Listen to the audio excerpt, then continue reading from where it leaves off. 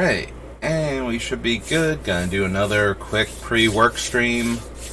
We're making good progress. Not quite as much as I'd hoped for, but we're getting there.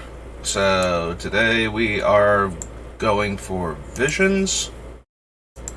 We got it all set up, so we're just gonna pop the search button and have it reset all of my stuff. Cool.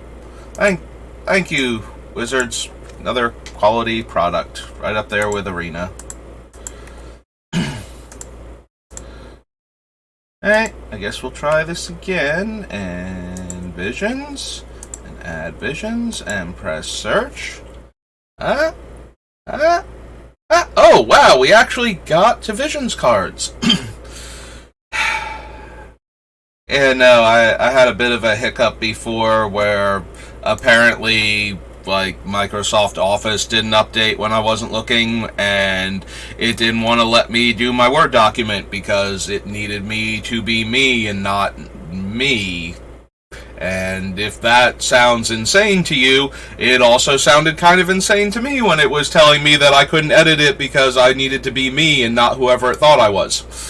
So, that was a bit obnoxious. So anyway, on divisions. Akujin puts a +1/+1 counter on each creature your opponents control on your upkeep. Not anything we can take advantage of. So nobody discards cards, so does it say no maximum hand size, or does it just say you don't have... Yep, no maximum hand size. Okay, that's kind of how I figured that would be worded nowadays. I forgot that was part of Anvil of Boggardan's thing. So, it's a Howling Mine, but then you have to discard a card, which makes this thing absurdly brutal with cards that won't let you draw additional cards. Anvil plus, what's her name? Narset, Parter Veils. Yeah, so... You draw your one card, then you don't get to draw the other card, then you discard a card. So, once you get your opponent's hand empty, they can only cast instants, I believe. They might not even be able to cast instants. Like, what's the actual wording on this? You might have to resolve the entire thing first. If the draw part of the effect is skipped due to a replacement effect, the discard part of the effect is not skipped. If multiple effects modify your hand size, timestamp order. Trigger abilities put onto the stack after you've already... Okay, so it's a triggered ability, so you have drawn your card, so you would be able to cast an instant. I wasn't 100% sure on that one, so I want to check the rulings. But yeah, Anvil plus things that stop you from drawing extra cards is very, very mean. Sacrifice a land to destroy a land. Each mana-producing land is a swamp in addition to its normal types. This Phoenix dies and comes back once, right? If put into any graveyard from play and has no death counter on it, return it to play and put a death counter on it. If it's put into a graveyard from play and has a death counter on it, it gets exiled. These are the Chimeras. So the Chimeras are kind of silly. Like, they are all... so they all have the creature type Chimera, but they had to spell it out because old artifact creatures used to not have a creature type on them, like on the main line. So, and they can all sacrifice themselves to give their keyword and their power and toughness, and the power and toughness comes in the form of a singular counter that gives +2/+2 to another Chimera permanently, so as long as that other Chimera is in play. So these were all super weird, and it was a neat idea, but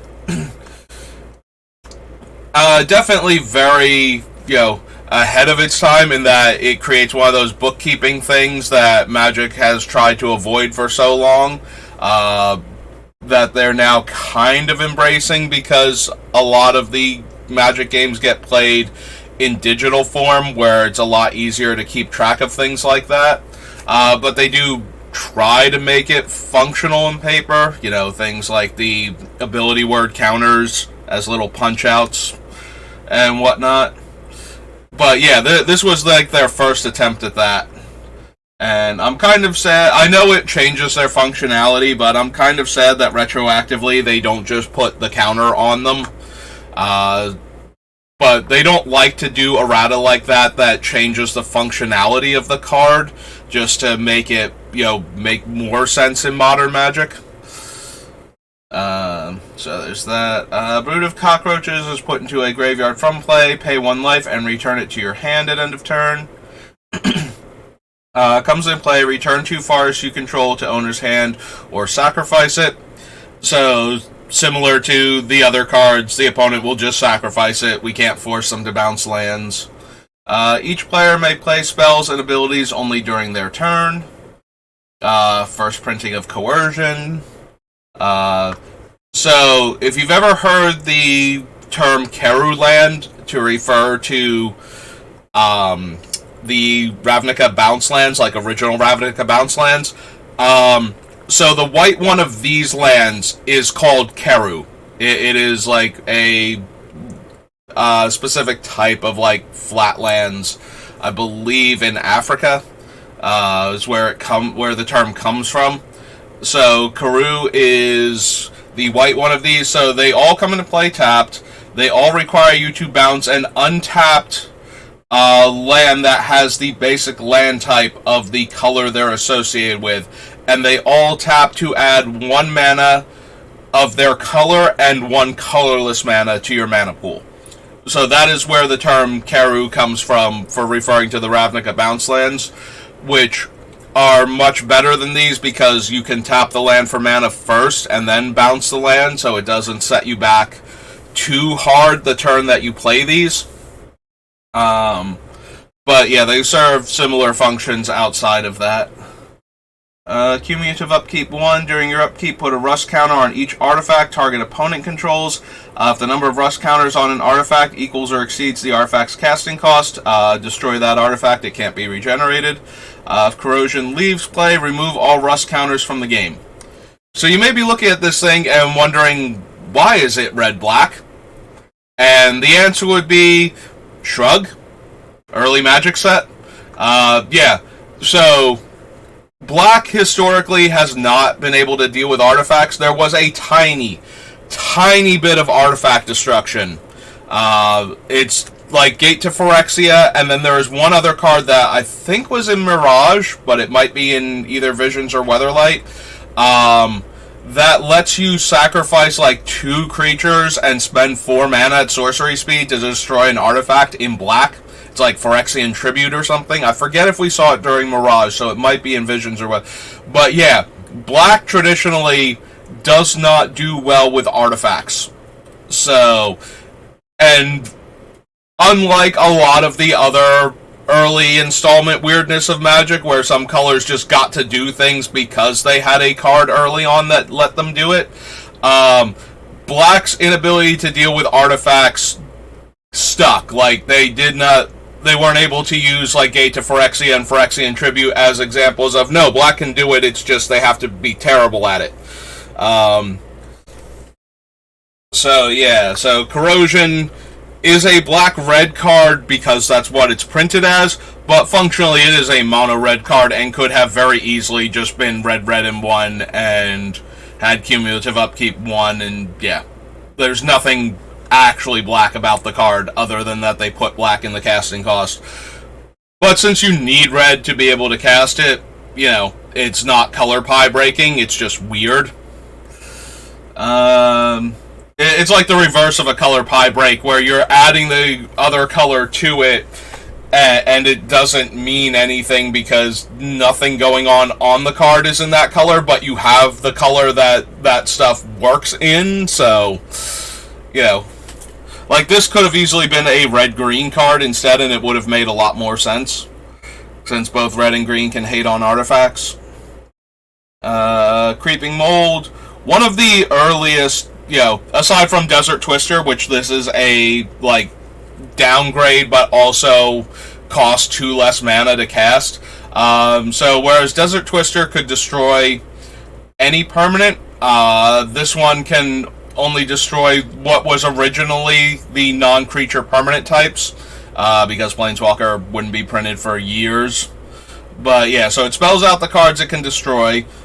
So this was like the first like green card to go, okay, Desert Twister was a good like idea, but the execution was incorrect because green's not supposed to be able to just reach out and kill creatures.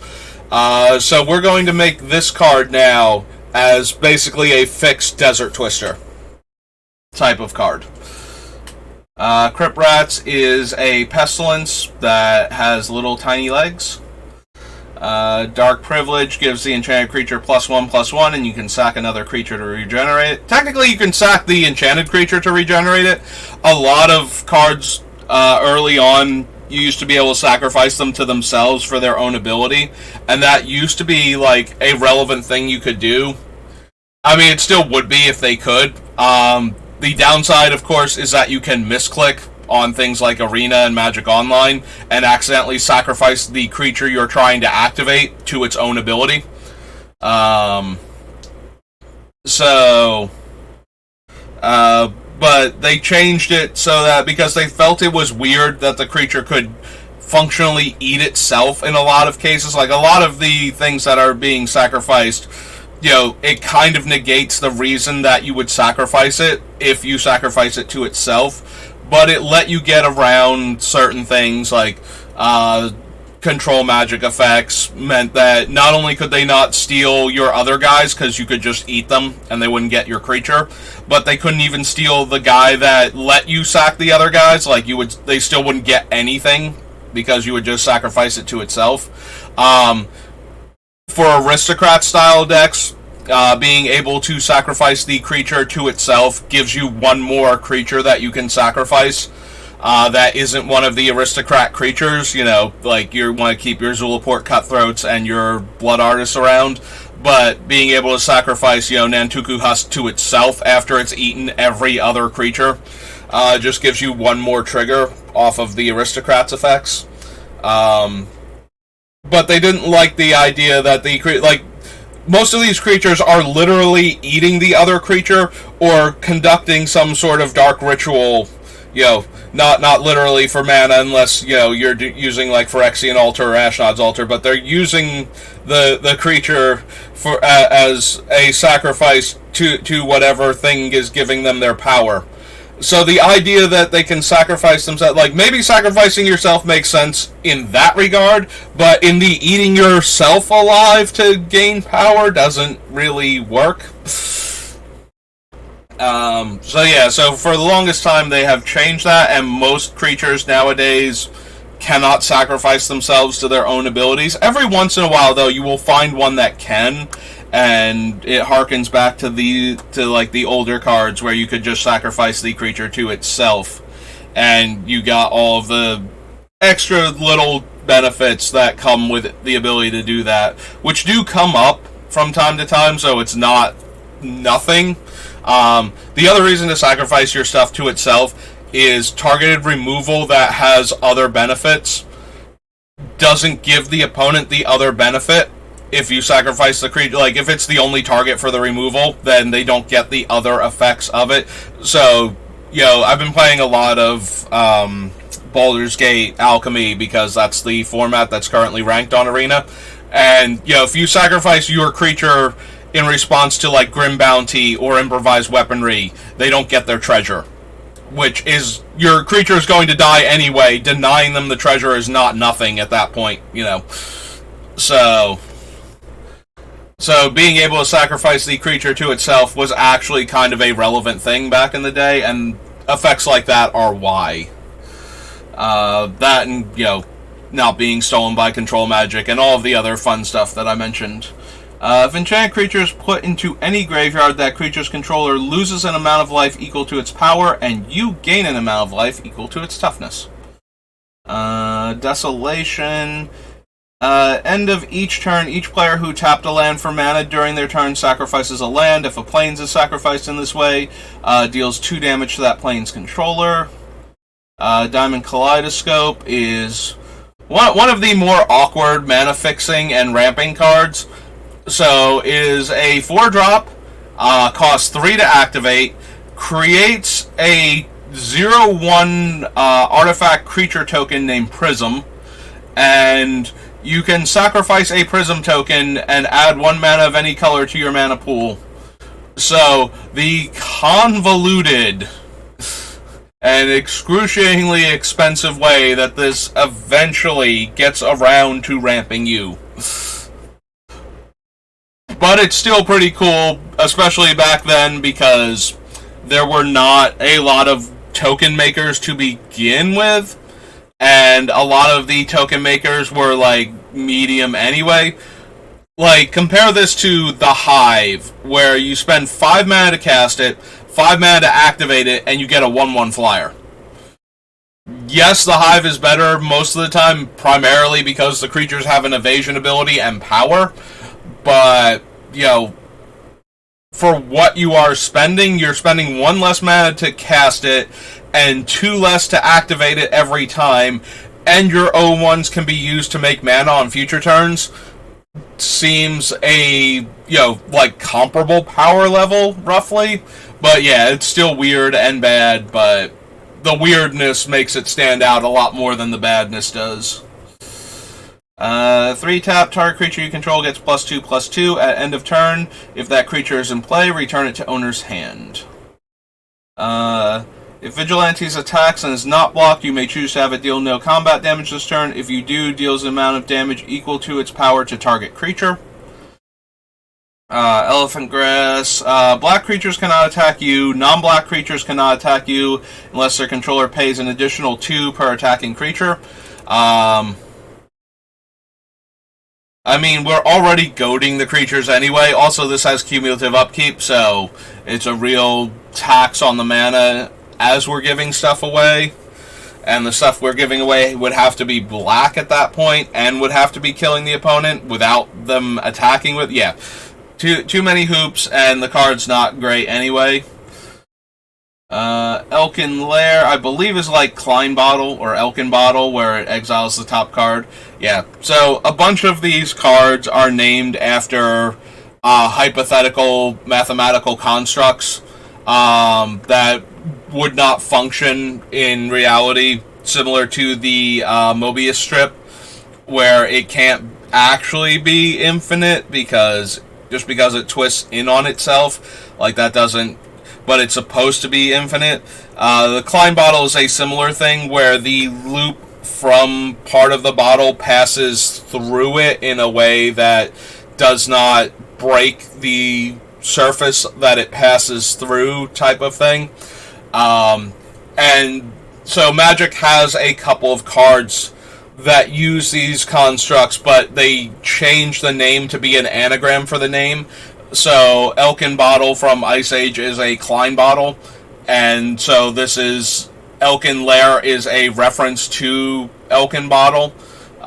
So during each player's upkeep, that player chooses a card at random from their hand and exiles it. That player may play that card as though it were in their hand. If that player does not play that card by end of turn, the card is placed into their graveyard. Bury means destroy can't be regenerated, and the card is not in play, so the actual wording is going to be they place it into their graveyard, but beginning of each player's upkeep, that player exiles a card at random from their hand. That player may play that card this turn. At the beginning of the next end step, if that player hasn't played that card, they put it into their graveyard.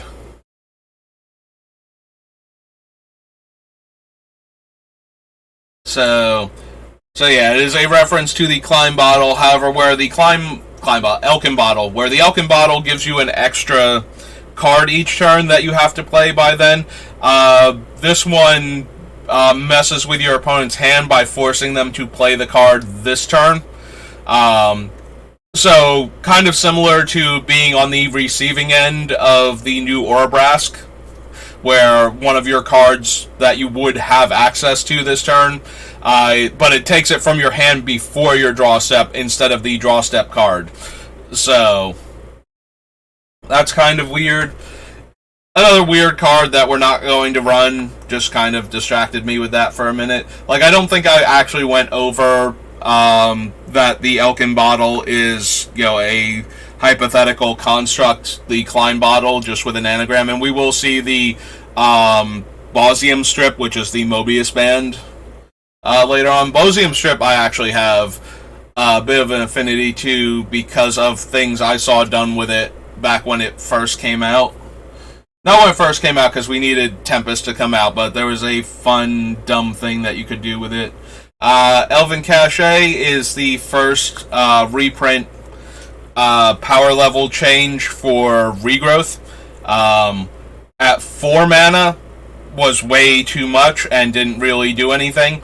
Nowadays, like, we can get Regrowth printed and its power level is relatively high but not insane, but usually we get it with either a Kavit, like it can only take permanent spells, or it costs 3 mana. Like, that seems to be the sweet spot for Regrowth effects in, like, Standard and whatnot. But yeah, when they were trying to balance Regrowth, which had made its way onto the restricted list in Vintage at the time, they tried a double the mana cost version of it. Kind of similar to how Diabolic Tutor is a 4 mana Demonic Tutor. Because a lot of the power level from these cards comes from the low casting cost, not necessarily the effect. The low casting cost just means that you can do a thing and then do another thing in the same turn. Like, if you only have to spend 2 mana getting your spell back, it's a lot easier to cast the spell. Similarly with Demonic Tutor, it's a lot easier to use Demonic Tutor as adding 2 mana to the casting cost of your combo piece to still win the game in that same turn, than it is to spend like 4+ mana on the card and have to get it back. That is why the one Demonic Tutor that's like 5 mana, but if you have 2 instants and sorceries in your graveyard, gives you a rebate of 3 black mana, making it functionally 2 mana to cast, has actually occasionally seen play. And similarly, Wishclaw Talisman being 2 mana and to cast initially, the idea that your opponent will get to use it doesn't super matter if you're getting the card that you need that turn.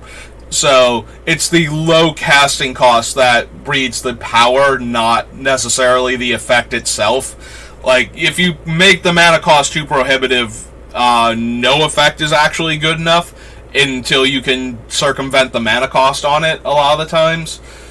So, yeah, they tried fixing Regrowth and they went a little too far. Like, Regrowth isn't really super good at like 3 mana, but at 2 mana, yeah, it gets a lot more powerful. Just because you can realistically cast enough cards during the same turn that you play Regrowth to actually have it matter. Whereas, you know, if you have to spend 4 mana to get your card back, does a lot less. Also, you know, Regrowth getting back Black Lotus puts you up mana, whereas Elven Cachet on Black Lotus still puts you down 1 mana. So now you're doing it for fixing in the storm count rather than, you know, actually getting ahead on mana with it too.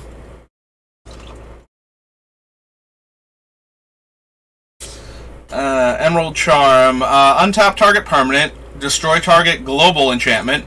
We covered this back when we encountered these, I think, in Mirage. For a brief period in time, they were referring to enchantments and enchant worlds as global enchantments and auras as local enchantments, to batch them that way. So that way you could differentiate between something that affected auras only and something that affected, you know, all enchantments or non-aura enchantments, because auras were already inherently disadvantageous to play to begin with. So yeah, untap target permanent, destroy target global enchantment, or target creature loses flying until end of turn.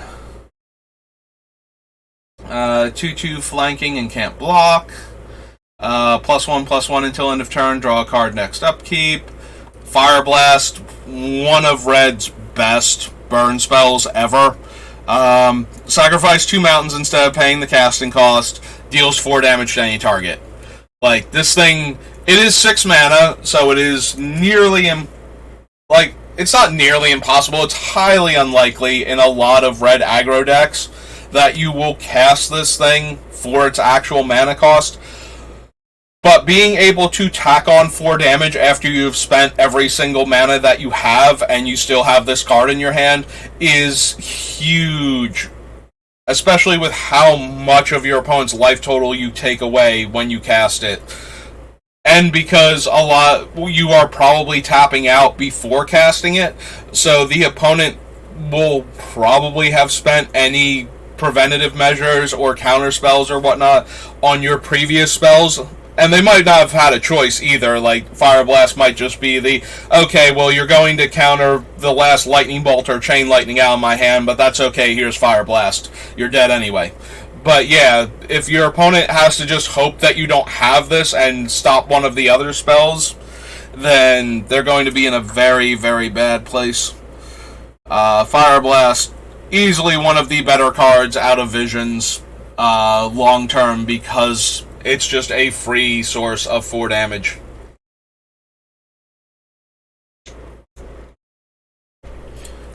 Forbidden Ritual, sacrifice a card in play. Target opponent loses 2 life unless they also sacrifice a permanent or discard a card, and you may repeat this process as many times as you would like.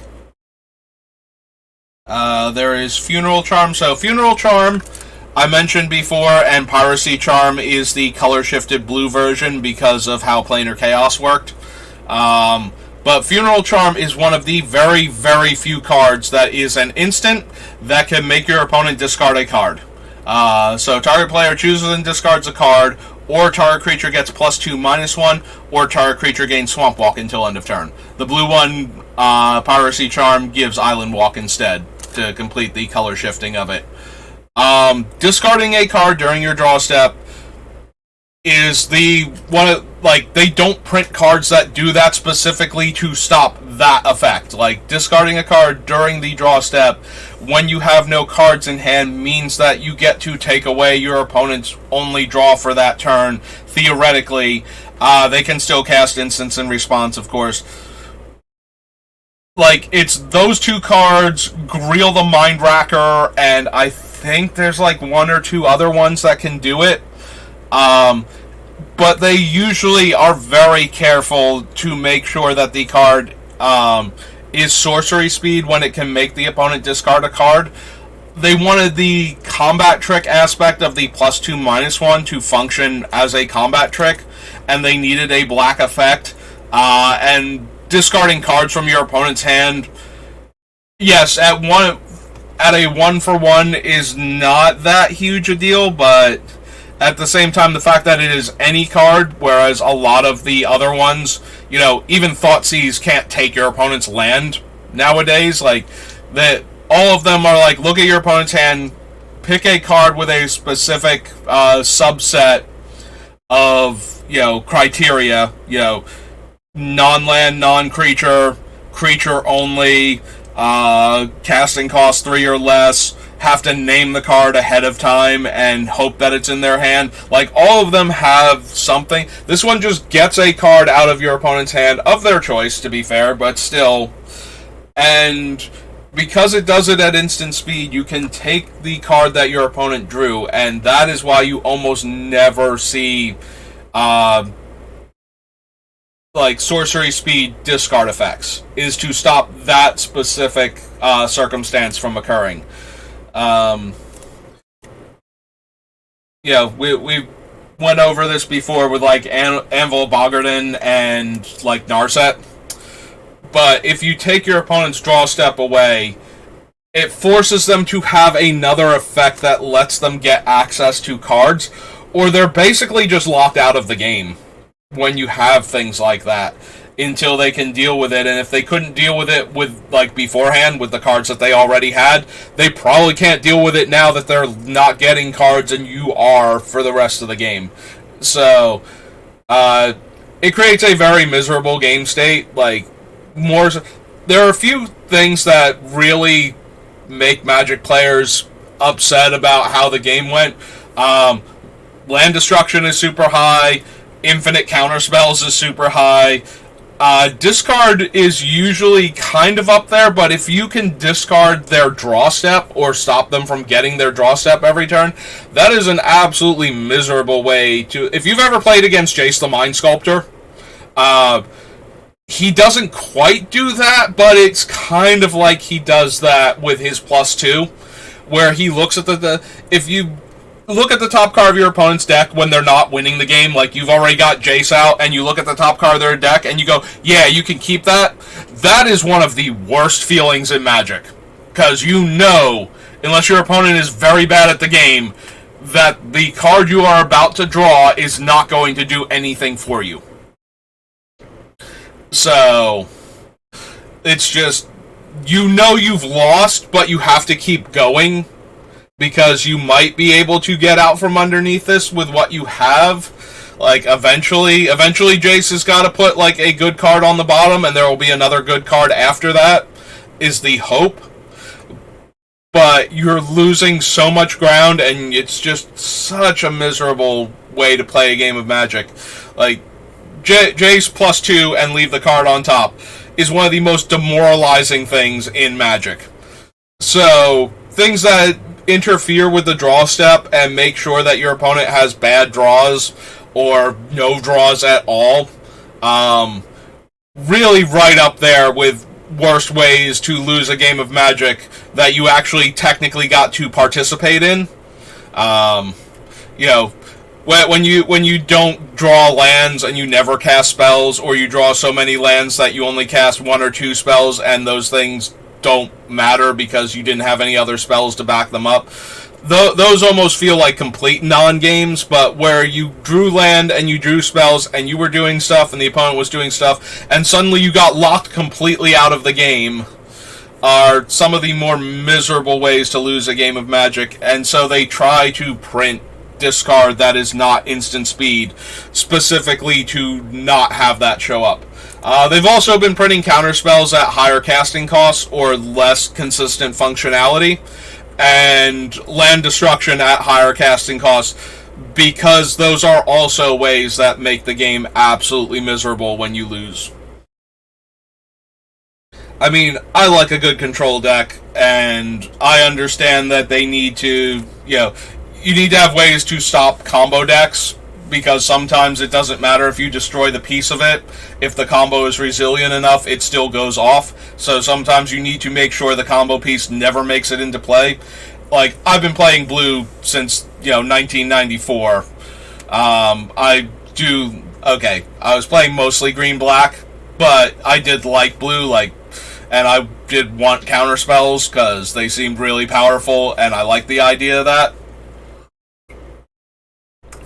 So I guess 1995 really is when I started playing with more counterspells in my decks, but more islands and such. But yeah, as much as I love good control and would enjoy playing it, when you are on the other side of it and you don't have the resources and you don't know how to play against blue, it's miserable. I will say that a lot of people hate counterspells more than they hate land destruction. I mean, I think that... Okay, so, obviously, if you hate it more, that's correct for you. Like, if you would rather lose a game to land destruction than lose a game to counterspells, like, that is your opinion of what is better in Magic, so that can't be wrong. I feel like losing to counterspells is partially not understanding how the blue decks work. Like, yes, you can get into a position where you literally cannot beat a counterspell deck because of what it's doing and what it is capable of doing. But if you play against land destruction and it's working, you literally cannot play the game. Like, you have no resources with which to play the game with. Excuse me. So, while I can understand that players hate losing to counterspell decks more than land destruction decks a lot of the time, I don't think that the land destruction deck is the healthier of the two. I think the land destruction deck is way more miserable to play against, because if you've ever have trouble playing against control decks, I think one of the best things I can recommend to you... hello, Hex.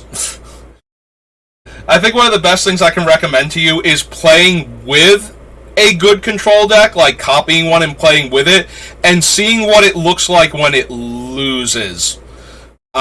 Because a lot of the time players play incorrectly against control decks. They just try to jam their spells where they can and like cross their fingers and hope that they beat the control deck.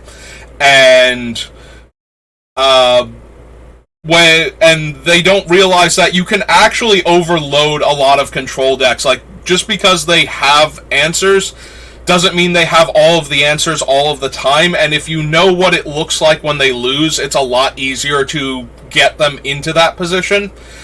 Land destruction, when it's functional, does not let you ever participate in the game. So, land destruction I hate a lot more than counter magic, and it's because of that. Like, I feel like players feel more miserable when their spells are countered than when their lands are blown up. But I think that the actual less healthy thing for the game is a good land destruction deck versus a good control deck.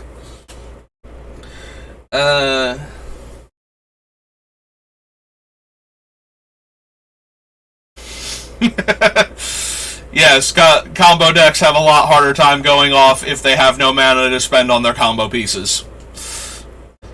Hello, Vulcan. Okay, Goblin Recruiter lets you stack your deck with goblins. Not anything we're interested in. Yeah, I kind of got into a rant on hand destruction and how it doesn't usually work at instant speed because we came to one of the rare exceptions, and that got me into a rant on the other miserable ways to lose a game of Magic, and I have very strong opinions on counter Magic versus land destruction that don't seem to be shared by most Magic players. A lot of Magic players that I've talked to just absolutely hate control way more than they hate land destruction. And I feel like control decks, while they can be very miserable to play against also, I feel like land destruction is the most miserable control deck to play against when it functions properly. Because then you actually can't do anything. Whereas other control decks, if they are not good enough players, you can outplay them and beat them just because they have all of the answers but not enough answers. You know, like they can stop any one thing or two things, and if you make them stop the wrong things and then you play the third thing, then they just fall apart and die a lot of the time. But land destruction, you don't get that option. You just can't play anything when it's working properly. As blocked, it deals 2 damage to each attacking creature and each blocking creature.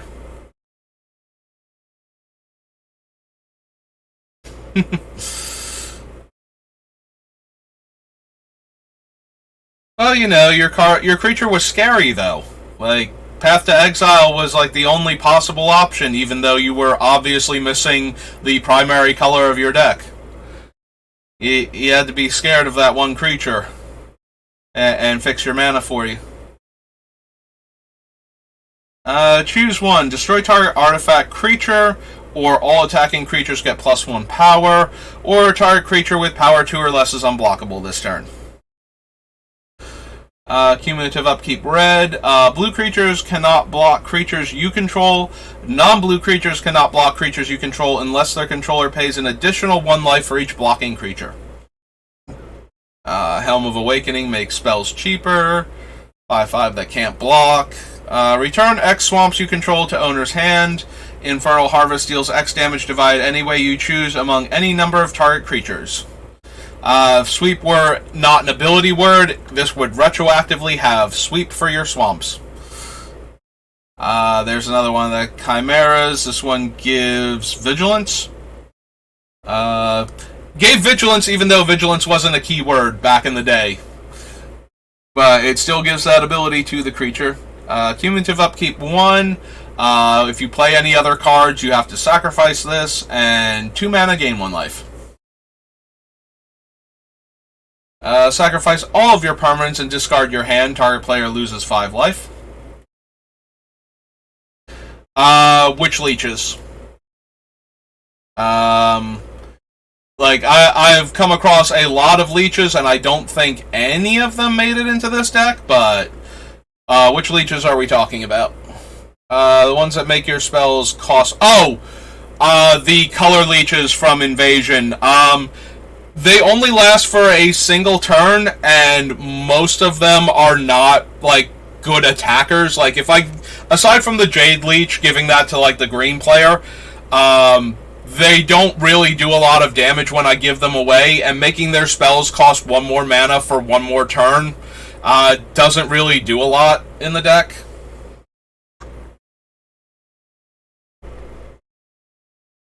So yeah, I did look at them, and I did decide against all of them because they weren't doing enough.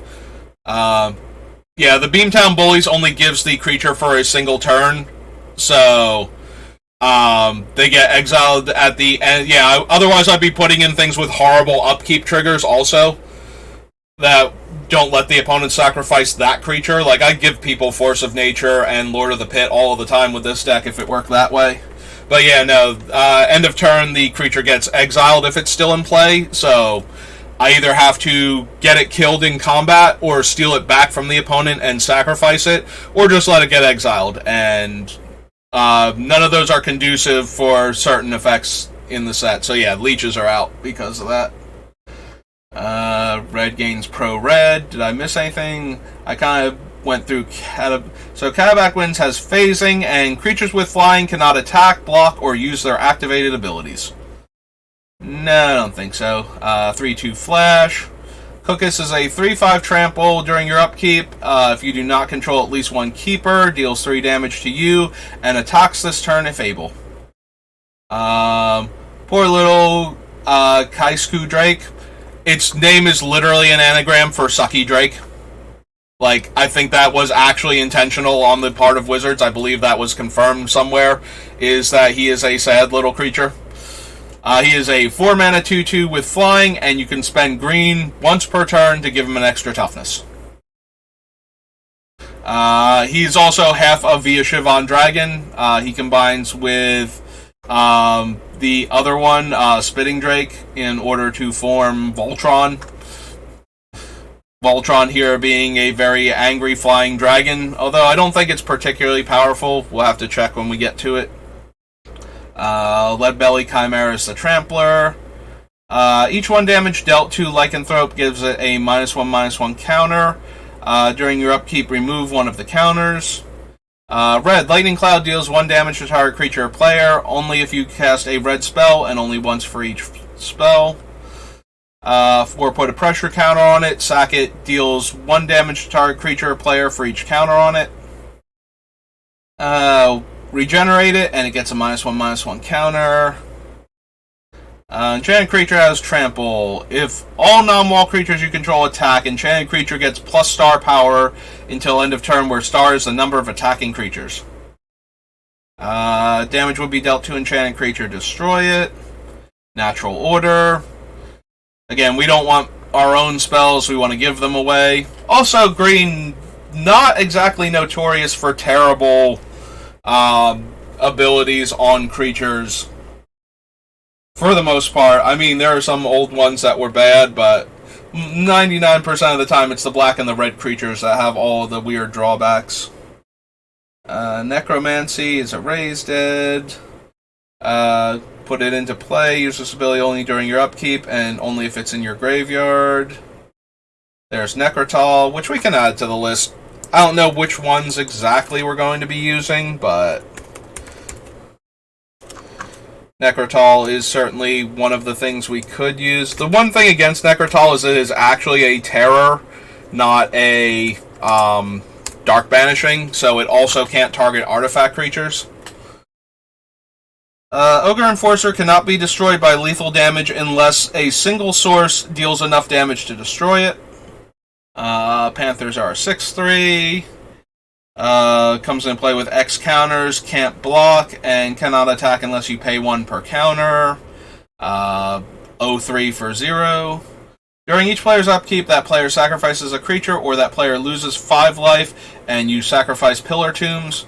I'm pretty sure that they sacrifice a creature is mandatory, and then if they can't. Oh no, that player doesn't.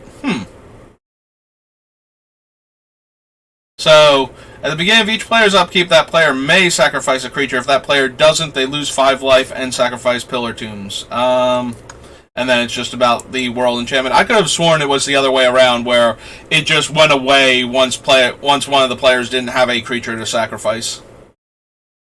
Python is a 3-mana 3/2. Land that can kill attacking creatures. Target land becomes a 2/2 permanently. Hilarious if you want to add this to the creatures that blow up lands by turning them into creatures, and then horrible things happen to creatures in Magic. Quirion Ranger. Raging Gorilla. Attacks or blocks becomes a 4/1. Extra combat step. River Boa, one of Green's better creatures back in the day. 2 mana, 2 power, Island Walk, and regeneration is not nothing, but wow, was it close to nothing back then. Like, all removal got around regeneration. And you were playing it primarily to be an unblockable creature against a lot of decks.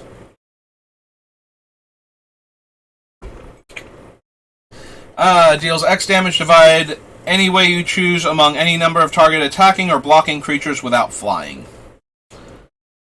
During your draw phase, reveal the card that you draw. If that card was a basic land, draw a card. Sands of Time was like the combo deck thing, I think. Each player skips their untap step. At the beginning of each player's turn, untap each tapped artifact, creature, land that player controls, and tap each untapped artifact, creature, and land they control. So there were weird combos with Sands of Time that involve phasing. Since each player skips their untap step, and the untap step is where things phase back in, I think there was like a errata on Sands of Time for the longest time to stop it from doing this. Beginning of each player simultaneously untaps each tapped artifact, creature, and land they control, and untaps each tapped one they control. This card still affects players when it is tapped. That used to also be a thing, because this one did not get reprinted and never got the updated wording that it stops functioning while it's tapped. Means that phased out cards won't phase in, and permanents with phasing won't phase out. So yeah, that was the other half of the combo, is you got your opponent's stuff to phase out with one of those cards that phases a lot of things, and then your stuff would phase back in, and then you would play this, and their stuff would never phase back in again.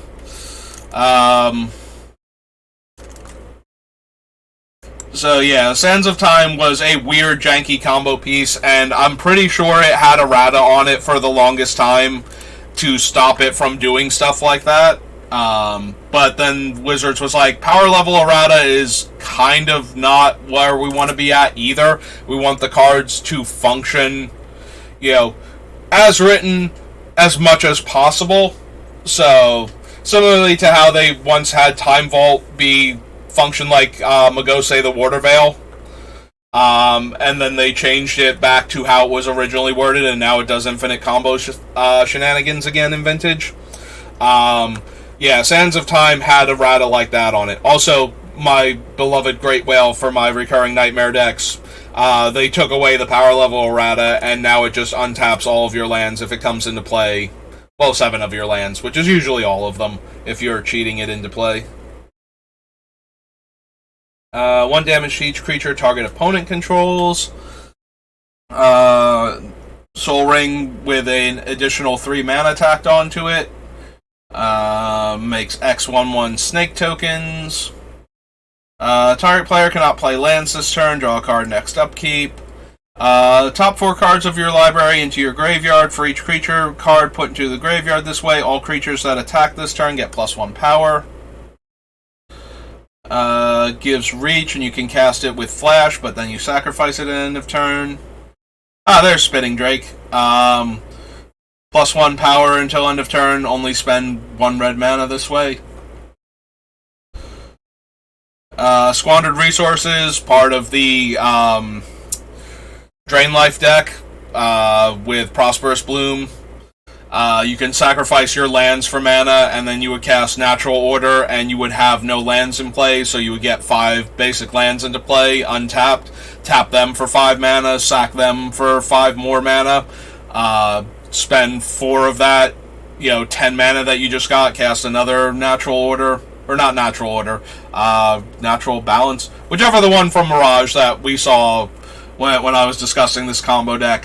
This is the one that lets you sack your lands for mana as part of the combo. Bounces a green creature on your upkeep. Can play extra lands. Is one of the poison creatures that made Mark Rosewater just desperately need to put Infect in Magic again.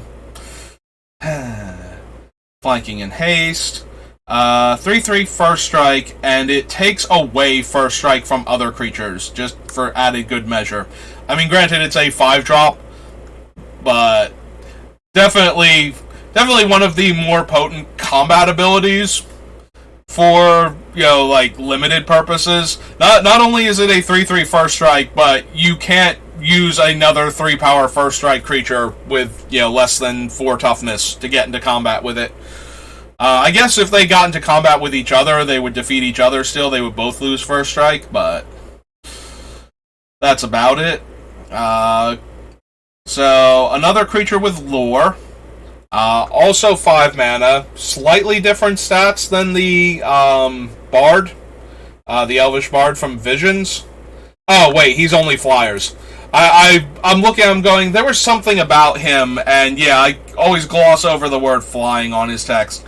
Yeah, he specifically annoys dragons and whatnot, and they come down. The flavor text is dragons will, fall from the sky just to crush him and make him stop. Is the target of a spell or ability, sacrifice it. Teferi's Puzzle Box. Not really what we're looking for. Sometimes when you're trying to get through your deck and you have a bunch of cards that you don't necessarily want in your hand at certain times, super helpful for that. But we want to get them into our graveyard, not back into our deck, so. Flying Chimera. Deals 1 damage to each creature without flying. The second fight effect, right? The tracker was the first one. This was the second thing. Oh no, we would have had Arena by now, the book promo. So this would have been the 3rd fight card that ever got printed. Comes into play, destroy target artifact. This is the one that's not optional, so if we put it into play, they have to blow up an artifact. They can blow up ours, so if we add this to the list, the times we are planning on giving it to other players are when we all agree on what the problem artifact is that needs to go.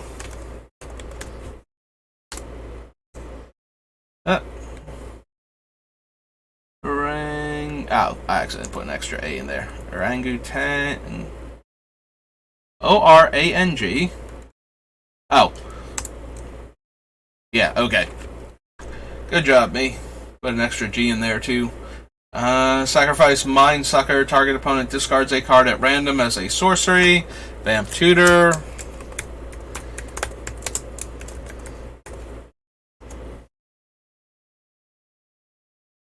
Vampiric. There we go. Vampirism. Oh wow, there's 3 more cards over here?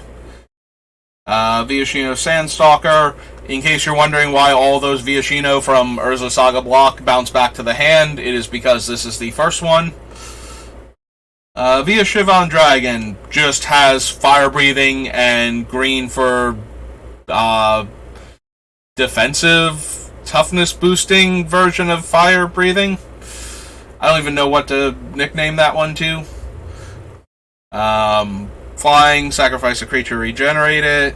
Look at the top card of target player's library. If that card is a non-land, you may pay 2 life and put it into their graveyard. 3/2 Swamp Walk.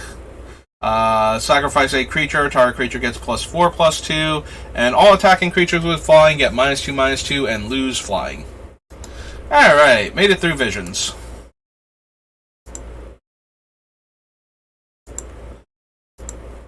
So, visions. Hooray! War of the Spark. We're almost there.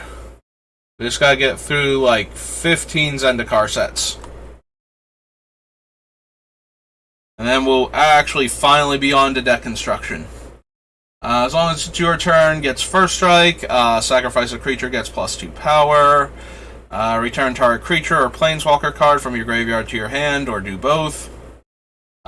Gives all of your creatures menace and makes armies, makes an opponent sacrifice one of the 3 card types.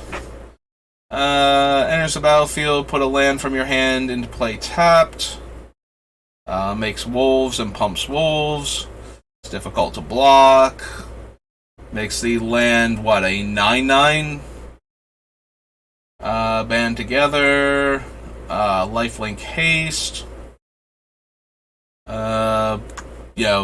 Ratchet Bomb, but as a land, kind of. Bleeding Edge. 1 damage to target creature. That creature can't block this turn and draw a card. 4/4 Proliferate. One of my top cards for why is this still legal in Commander. We don't want to cast most of our stuff off the top anyway, though, so actually actively bad in this deck, and that's impressive. It is hard to make this card terrible in Commander, but we have found a way. 3 less to cast if you control a creature with power 4 or greater. Change the target of target spell or ability with a single target.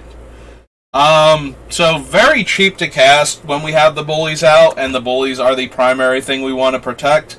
But I don't know that we have room for a second deflecting SWAT in our deck, so probably not. Top 3 cards of your library. Reveal a permanent card from among them, put it in your hand, put the rest on the bottom of your library in any order, and gain 3 life. Gain control of target creature until end of turn, gains haste, deals 2 damage to any other target. Target creature card from your graveyard to the battlefield, it gains haste. Cast a non-creature spell, gets +1/+0, and then you scry 1. There's Casualties of War.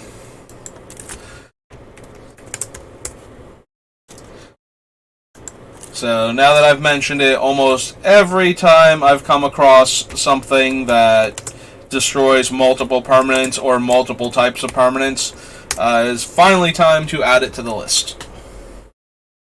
Centaur Nurturer enters the battlefield, gain 3 life, and taps for 1 mana. Target creature can't block this turn. Power 4 or greater can't be blocked by more than 1 creature. Whenever 1 or more loyalty counters are removed from Chandra, deals that much damage to target opponent or planeswalker. +1, exile the top card of your library and you may play it. And exile the top 7 cards of your library, you may play them. So, nope. 2 damage divided. 3 damage to target creature or planeswalker and opponent controls. 5 damage instead if you control Chandra. 1/5 lifelink. Any number of target creatures and or planeswalker cards in graveyards, put them into play and take that much damage based on casting cost. Probably not for us. Definitely something we would find hilarious. Like, nobody's ever going to take any of our stuff, really, except like the handful of okay creatures that we have that don't murder us for coming into play. +1/+1 counter target creature and proliferate. Enters the battlefield, deals X damage based on the number of instant and sorceries. Is a Megrim, I believe. Oh no, he's a Rack, rather. And then -1 target player discards a card. Right. Uncommon, therefore has no pluses. Shadow Fugue, discards 2 cards and loses 2 life. Destroy target creature and get a basic land from our deck. We won't ever have Bolus, so we could only ever get 2 cards back, and not a great card at that point. Demolish reprint. Enters the battlefield, sacrifice any number of creatures and or planeswalkers, and have it enter with twice that many +1/+1 counters. Cast creature spells that can't be countered, and target creature you control fights target creature you don't control, and static is +1 power to everybody. on a creature you control, then it deals damage equal to its power to target creature or planeswalker you don't control. Meh. We're not casting instants and sorceries from our graveyard. Gets a counter every time it deals damage, and when it dies, it deals damage equal to its power to any target. Bitter Blossom, but for the Amass army. Enters the battlefield, Amass 2. Sacrifice another creature or planeswalker, put 2 counters on this. Can't be blocked by creatures with power 4 or greater. Lets us cast a spell with Flash. Comes into play tap, so already terrible for what we're doing. And then we get a creature back from our graveyard to our hand. No. Landfall Proliferate. Search your library and or graveyard for a creature card with converted mana cost X or less, put it onto the battlefield. If you search your library this way, shuffle it. When X is 10 or more, creatures you control get +X/+X and haste. 3 creatures with toughness X or less. X is 10 or more, return all creature cards from my graveyard to the battlefield. No. Absolutely not. Cast up to 1 target instant card and or sorcery card, and if X is 10 or more, you may copy each of those spells twice.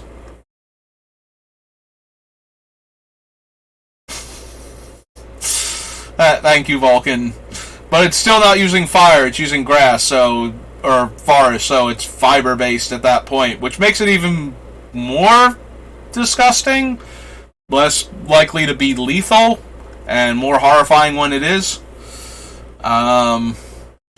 For suggestions for what to call Vioshino Dragon's green defensive boosting ability. Firemind Vessel comes into play tapped, and we add 2 mana of different colors. Alright, so I've been skipping a lot of the artifact mana because we don't have a ton of colorless commitments to our deck. I think we have enough, cheaper artifacts that ramp us that we wouldn't need Firemind's Vessel, so I think we can just skip that one too, but definitely more of a consideration because it helps with, the color mana requirements on these spells that we're casting. Forced Landing, loses flying, or no, puts it on the bottom of the deck. Doesn't even bother with the loses flying part, because it's redundant if it goes away. Enters the battlefield, oh right, it's the, land that taps for mana of any color, and is a gate. +3/+3 until then, oh right, it's literally Giant Growth. I just start looking at text and I'm reading it, and it's like, oh no, this is actual literal Giant Growth. Whenever Assault Team dies, put a +1/+1 counter on target creature you control. We can't flash in God Eternal Bantu in order to eat the things that we want to sacrifice, so I don't think we need her. Ronus is Death Touch, enters the battlefield, double the power of each other creature you control until end of turn. Those creatures gain Vigilance, and then can go back.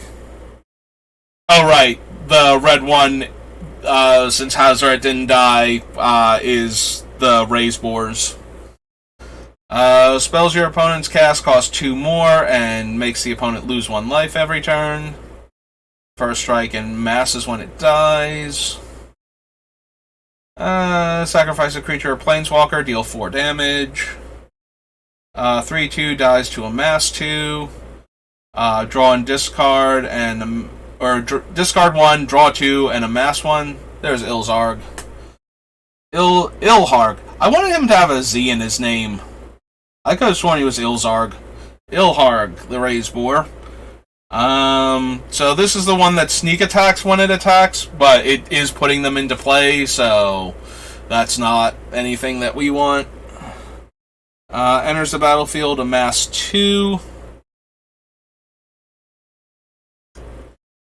I mean, we already have a ton of 6-drops. This is not a bad creature to give out in the friendlier version of this deck.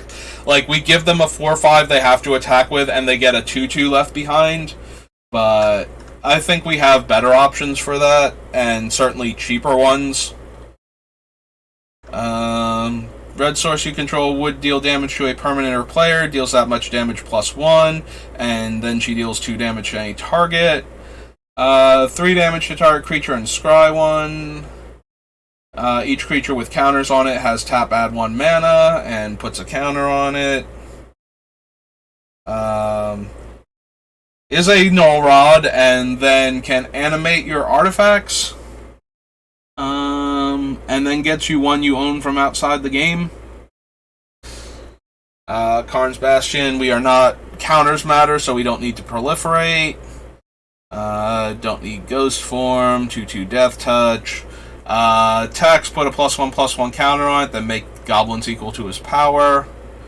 Trample, and creature power 4 or greater comes and gets a counter. 5/4. 1/2, enters the battlefield, you amass 1. 2/3 Death Touch, Lifelink Mana Dork. So no to Lily, she's not really doing anything we need. No to her Triumph also. Discard a land, deals 2 damage to any target, return a top land to owner's hand. Nope. Nope. Enters the battlefield, each other creature gets -1/-1 until end of turn, and then when a creature dies, she keeps going. Sacrifice a permanent, deals 1 damage to any target. Turns itself into a creature. There's Best Boy with his Trample and Vigilance and ability to get more counters. +2 power until end of turn on 2 target creatures. Trample deals combat damage to a player or planeswalker. You may discard any number of cards. If you do, draw that many cards and add that much red mana. Okay, so this version of Neheb actually lets us, like, wheel away the creatures that we don't want. So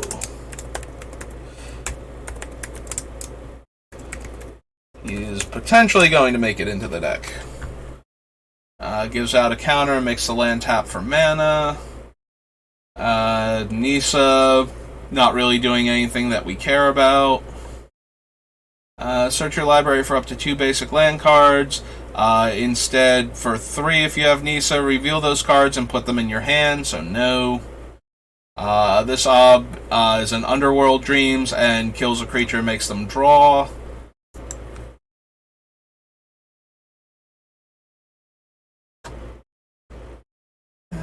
Guildgate, Paradise Druid, no. Choose 4, may choose the same mode more than once, makes a 2/2. Return target permanent from your graveyard to your hand, proliferate, and gain 4 life. Nope, not really helping any of our strategies. Proliferates or puts a counter.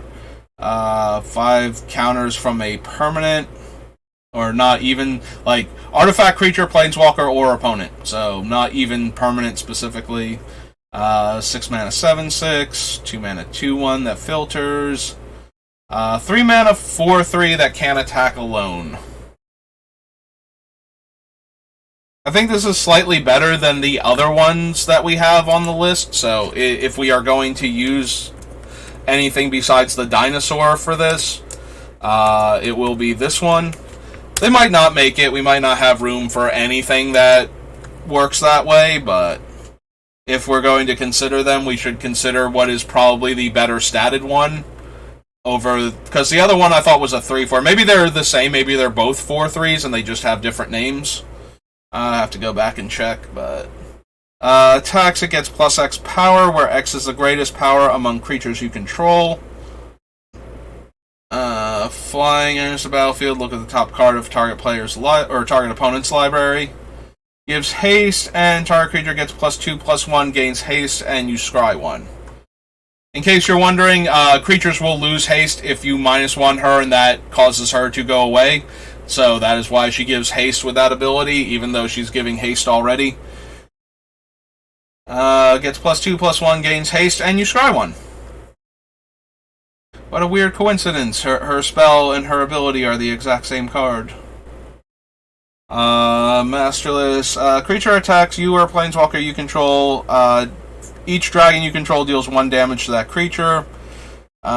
Each planeswalker you control becomes a 4/4 dragon, and make a 4/4 dragon with flying. 5 damage to target player or planeswalker. Can gain haste.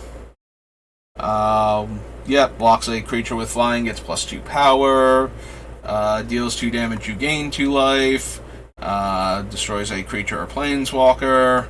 Sacrifice a creature or a planeswalker, you gain 1 life, and you draw a card. So it is expensive at 3 mana. And I think we have, we saw Mogus's Soul Stealer or whatever, and we were like, no to that one, which cost black and 2 to activate. Didn't let you sacrifice planeswalkers, which isn't going to be a huge thing one way or the other with this deck, and didn't gain you life in addition to drawing the card. So this is definitely the superior version of that. I don't know that we care. I think we have enough other ways to get the cards, but just in case we need, or to sacrifice a creature for value during our opponent's end steps, but just in case we decide we need one more. There is one other card that will show up in Weatherlight that I might add to the deck for the same reason, although it is a triple black to cast enchantment, so... Cast a non-creature spell, gets a +1/+1 counter. Untap target creature gets +1/+4 in reach. Creatures you control get +2/+2, and whenever this creature deals combat damage to a player or planeswalker, destroy target artifact or enchantment defender controls. Deals combat damage to a player or planeswalker, return to your hand target creature or planeswalker card in the graveyard that wasn't put there this combat. Kills any number of planeswalkers. Trample, enters the battlefield. Other creatures you control gain trample. Makes devil tokens and won't let players gain life. Is a bigger devil token with pseudo fire breathing. Enters the battlefield, you draw a card and you lose 1 life. This one is so much more expensive than First Sphere Gargantuan. And has similar stats. So, yeah, I think we're just going to stick with the First Sphere Gargantua over Tidebearer Giant. If it were a little cheaper to cast, maybe. But as it is, no. Duress and you amass 1. 4/3 reach and can deal 2 damage to your opponent under the right circumstances. Manifest the top card of your deck, but he doesn't actually, it's not a full-on manifest, so if it's a creature, you can't pay its casting cost to turn it face up. So, in that regard, if he just straight up had the manifest keyword on him, for this ability, he would probably make it into the deck just as another way to manifest our creatures that we don't want to cast. And yeah, we don't really care about the discount for colorless spells, and his minus is good, but we have other similar effects that we're already running. +2/+0 and indestructible. 7 mana makes the opponent lose 2, we gain 2. May cast creature spells as though they had flash. Up to 1 target creature gains vigilance and reach. Look at the top 3 cards of your library, exile 1 face down, and the rest on the bottom of your library in any order. For as long as it remains exiled, you may look at the card and you may cast it if it's a creature card.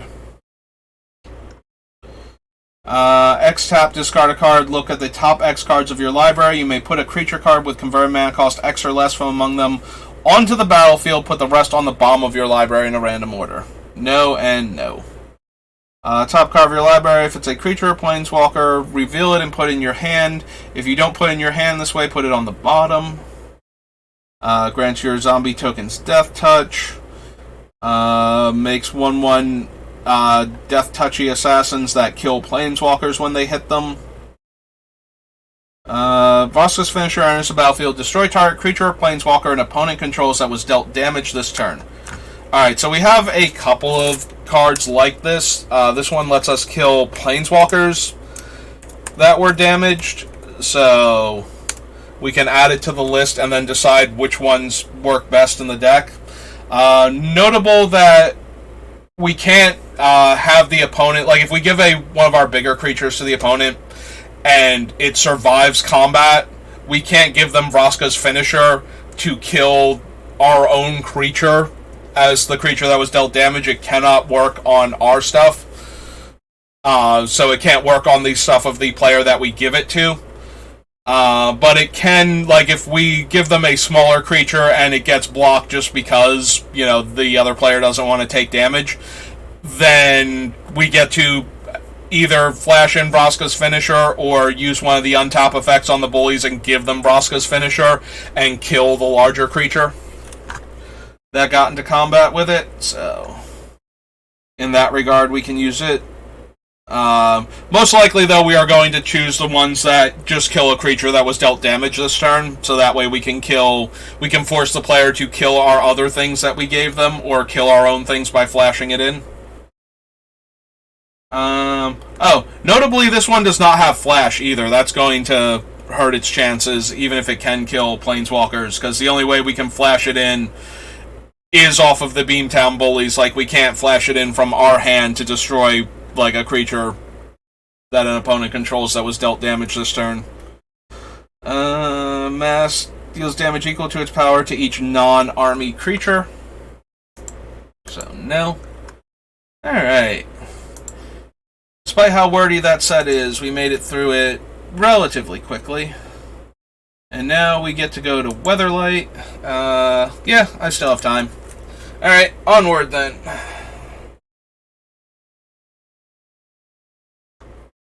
I said onward then. There we go. Cumulative Upkeep, put a -1/-1 counter on it. If Gatekeeper is put into any graveyard from play, each player chooses and buries, so it sacrifices. Does he actually destroy the creature still? He might still technically destroy the creature. No, each player sacrifices a creature. Whenever any creature comes into play, deals 2 damage to that creature. Look at target player's hand, choose 2 cards, and put them on top of their library in any order. 4/5, Cumulative Upkeep 1, and when it comes into play, draw a card. Barishi is one of those, shuffle all your creatures from your graveyard into your deck. During your upkeep, remove the top creature card of your graveyard from the game or sacrifice it. Sacrifice an untapped creature, enchanted creature gets +2/+0. Sacrifice enchanted creature, all creatures you control get +2/+0. Attacks each turn if able. Gain a life equal to the number of creature cards in your graveyard. Is put into a graveyard from play, deals 2 damage to target creature. Blocks. Blah. Attacks this turn if able. Draw a card. Yeah, I misread it, realized what I did, and my mouth was just like, no, I refuse to say the words you are trying to correct to. You are stuck with this wording now. It's when it forces a creature to block now. It will not force the creature to attack. I refuse to say that. Put the top card of defending player's graveyard into play under your control. Deals no combat damage this turn. Uses ability only if it's attacking and unblocked and only once each turn. Okay, this is the card that cares about the opponent's graveyard order that you have to warn your opponents about technically, because so many cards don't care about graveyard order anymore. Like, this is one of those cards where it's not just that you have to keep your graveyard in the correct order. This is one of the very few that cares what order your opponent's graveyard is in. So they can't just rearrange their graveyard when you cast this thing so that you would get the worst creature if you get it through somehow. There's Bosnium Strip. So, as promised. So when Bosnium Strip came out, it really didn't do much. The deck that I saw that I found hilarious with it, and that made me want to do things with Bosnium Strip, was when the next set, Tempest, came out, we got Time Warp. So, for 8 mana, you get to take an extra turn if the top card of your deck is Time Warp. More hilariously, Relearn is in this set, which is a 3 mana sorcery that gets you back a card from your graveyard to your hand. The deck that I first saw this with, the guy was dirtling so hard with Time Walk effects, he actually did not kill me after taking 12 consecutive turns. He was so busy spending all of his mana every turn to take an additional turn to look for a way to kill me that he never actually got anything into play to take advantage of the 12 consecutive turns that he took. I was still very enamored with the deck because that was so silly to me that I was just like, no, I want to be able to do something like this. And that sensation has kept going with me. Like, that is probably why I have an In the Pain Artist deck that is an infinite turns combo deck with Time Warp, Temporal Extortion, Manipulation, and Capture of Jing Zhao with all of the rebuy creatures. But yeah, that was the first time I ever saw somebody just cast like a million Time Walk effects in a single game, and I was like, this is the greatest thing ever. I want to do that. Enchanted creature gets +1/+1, and you can sacrifice the enchantment to give it +3/+3. All damage dealt to creatures is reduced to 0. There's Buried Alive. Card I kept referencing pretty much the entire time I've been working on this deck. Buried Alive searches your deck for 3 creatures and puts them into your graveyard, which is perfect for the Ashen Ghoul from Ice Age and similar creatures, and cause Buried Alive to see a reasonable amount of play. As a result, then showed up again, obviously, in Odyssey, where you could set up Icarid and a bunch of creature cards for it to eat. Call of the Wild lets you pay for, look at the top card of your library, and put a creature card into play. Otherwise, you mill the card.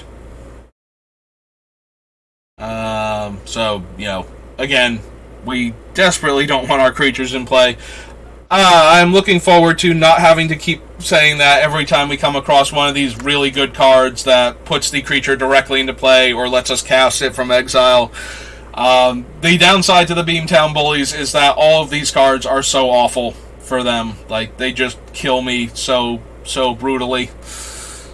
And they're, like, normally such decent value cards that I would consider them. Like, Call of the Wild has made it into, like, 5 or 6 of my commander decks before.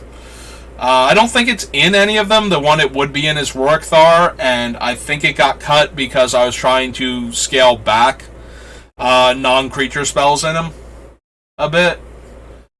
But it was definitely in there for a while, and I had a Simic deck for a while that used, what's his name, Momar. I was going to say, the one that's also the weird way to play Magic. I had a Momar Vig deck, and of course it used Call of the Wild in that one, since he's always manipulating the top of his deck. Chimeric Idol, or Chimeric Sphere, can become a 2/1 with flying, or a 3/2, specifically without flying. Just in case you were wondering, it becomes a 3/2 without flying. Yes, we know we drew wings in the picture. That's because it can hatch with wings in it, or wings on it. But if you pay this activation cost, instead those wings get converted into, I don't know, extra hands, maybe more teeth, something like that. Play only when blockers are declared. X target attacking creatures are considered blocked, and Choking Vines deals 1 damage to each of those creatures. This is the other card that can cause a creature to become blocked without actually putting a creature in front of it. So that one card that says when it becomes blocked by a creature as opposed to when it becomes blocked. This is one of the 2 cards that would not trigger that.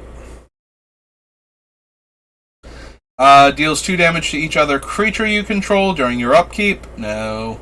Blocks destroyed at the end of combat. No.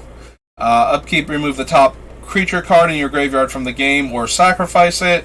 If it's in your hand, you may discard it just because you want to at instant speed. It is also a 1 mana 3/2 flyer because of the drawback on it. Enchanted creature gets +1/-1 and sacrifice the coils to destroy all non-wall creatures blocking enchanted creature. Cone of Flame deals 1 and 2 and 3 to 3 different targets. Dense Foliage gives Shroud to everything. Well, every creature.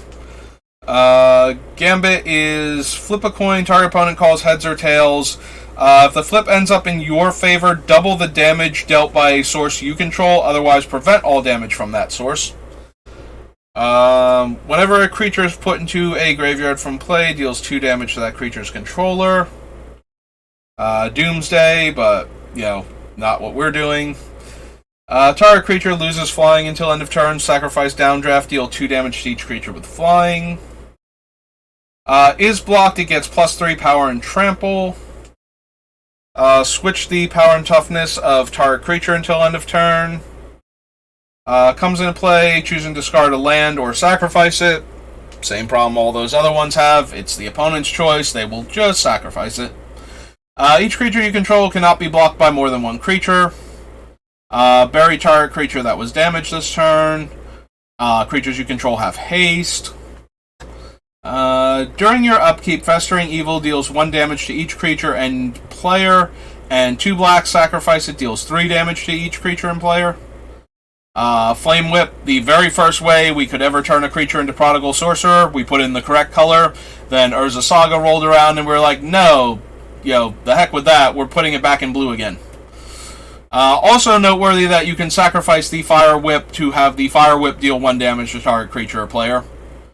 The big thing about Fire Whip when it was printed is a lot of creatures never assumed they would have the ability to deal damage to a player without attacking when they weren't given that ability themselves. So things like Hypnotic Spectre and whatnot are just when they deal damage to a player. Some of them might have gotten errata to be combat damage and then got reprinted with that wording on them, so I don't know if that's still true of things, but it used to be, it's just like, they assumed that you were never going to deal non-combat damage with a creature that didn't have an ability to, deal non-combat damage. So they were like, okay, we can just have whenever this creature deals damage, and then you put a Fire Whip on it, and all of a sudden you just trigger it every time you tap your creature. And it never has to risk, getting blocked and killed. Firestorm, like, OG, really powerful red card. You could discard X cards from your hand to deal X damage to each of up to X target creatures and or players. So, you discard enough cards from your hand, you kill all of your opponent's creatures and deal them a bunch of damage, and now you have an empty board to go after them with. Sorcery speed, target creature gets +3/+3 in first strike. 2 mana, 2/2 flyer that domes you for 1. Sacrifice a forest, gets a +2/+2 counter. Use this ability only if it came into play this turn. Otherwise, it's a hill giant. Gaia's Blessing, one of my favorite cards from this set. The idea that you could that your deck was basically infinite and your opponent could never mill you out was something that brought a great deal of joy to my life. I love the idea of just recycling my favorite cards over and over again and getting to draw a card off of this thing every time I cast it to potentially get back one of the cards I shuffled in. And that I couldn't be milled out because I would just get all of my cards back if the opponent tried that. So yeah, Gaia's Blessing was one of those cards that I just immediately fell in love with from this set. Weatherlight actually had a bunch of cards that I genuinely loved. This card, Bosium Strip. We won't be able to see the white one, Abeyance, but there was a lot of hype for Abeyance. Like, opponent can't cast certain spells this turn and can attack and you draw a card. And there was all this, it's functionally Time Walk, like your opponent can't do most of the stuff they could normally do on the turn, and you get a card back, so, yeah, a lot of people compared it to, as close as we were going to get to a Time Walk reprint before Time Warp showed up, and it wasn't quite that, but it was good. Gallowbraid. You wouldn't think we would have a story for a creature like Gallowbraid, but so one of the very first ways, I've talked a lot about how there was not any information for Magic back in the day. One of the first, consistent resources online for Magic players was a website called The Dojo. One of the regular contributors to that was this man named Jamie Wakefield. And Jamie was famous for a couple of weird things. One of them was the idea of improving your game by noting when you knew you had made a mistake. He would use a die, since he was using a life pad. like a notepad to keep track of life.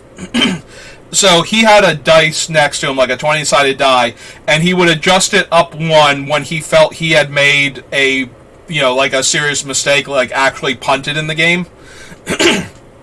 And this became known as the Wakefield Die, where you would, mentally keep track of if you had messed up and what it was, because the action of noting it helps you remember it for the future, and therefore avoid it.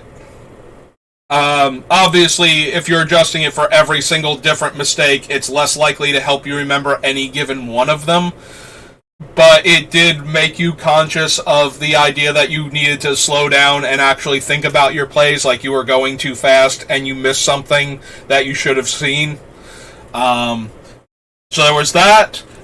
There was his use of little plastic dinosaurs to keep track of his 1/1 tokens, and his love for natural order into Verdant Force, and that was where the dinosaurs most got played, was as the 1/1 Saproings.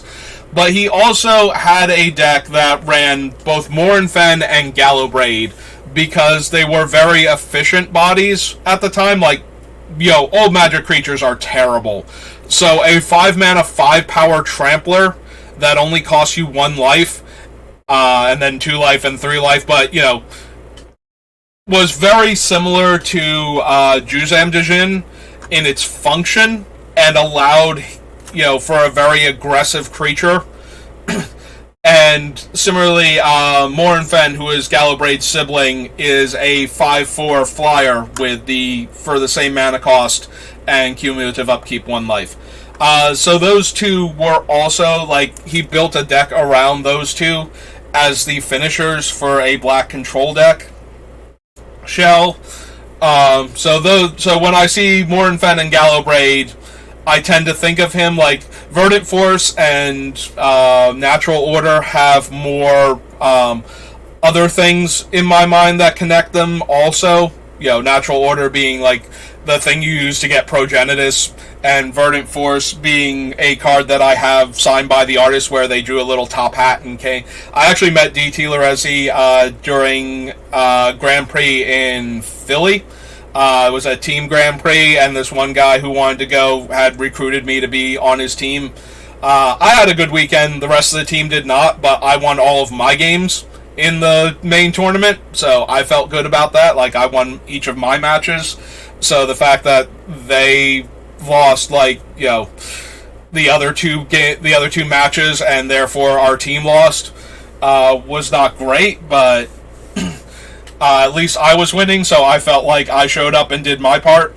And then afterwards, I was just playing limited events. But one of the cool things was that I actually got the Verdant Force signed by DT Lorezi, and without me prompting him or asking for anything, apparently it's just his thing. If you hand him a Verdant Force, he will doodle on it. So mine has a top hat, a monocle, and a cane. One of the other guys that I knew that was there also got theirs signed, and his has the cone-shaped party hat and one of the rollout noisemakers in its mouth and confetti all over the place. So I always thought that was pretty cool, and I like that. So yeah, Verdant Force and Natural Order have other things in my brain, but Morinfen and Gallowbraid I only associate really with the dojo and the idea of Jamie Wakefield as one of the early contributors to show up regularly on the dojo. So that is the story that Gallowbraid brings to mind. Gemstone Mine fixes mana, but only 3 times. This is a coin flipping card that can deal 20 damage to a player. 2/2, sacrifice them, destroy target creature and land. Use this ability only if they are attacking and unblocked. Destroy target artifact defending player controls. Deals no combat damage this turn. Use this ability only if it's attacking and unblocked, and only once each turn. 3/2 comes in play. Return any basic land card from your graveyard to your hand or sacrifice it. Remove X creature cards in your graveyard from the game. Deals X damage to target player. Nope. So, I read him real quick, and I started moving on to the next card, but as I'm moving past him, I'm thinking about Harvest Worm. We could theoretically put this in the friendlier version and give it to players who have had their lands blown up or milled, who are missing land drops. I think that's too narrow, though. I would rather just give them a creature that gets a land from their deck to their hand, like, consistently, rather than do that, but I was still thinking about it as I was scrolling past it, so I thought I would give voice to that. Cumulative Upkeep 2. If its upkeep cost is not paid, deals damage equal to the last paid cumulative upkeep to target player and each creature they control. So yeah, they're like cumulative upkeep debuted in Ice Age, but we were still so new to Magic that the idea that a mechanic would debut in a set and then not show up in later sets with no further justification other than that it exists already in Magic, we can do this, was not really a thing at the time. So, cumulative upkeep had been showing up, on other cards in Mirage and Visions. So when we got to Weatherlight, they had figured out that cumulative upkeep was being seen primarily as a negative by the players, because eventually your thing would die and there was no way you could keep paying for it forever. So they built 5 rares in the set where the cumulative upkeep determined the potency of the effect when you finally didn't pay for it.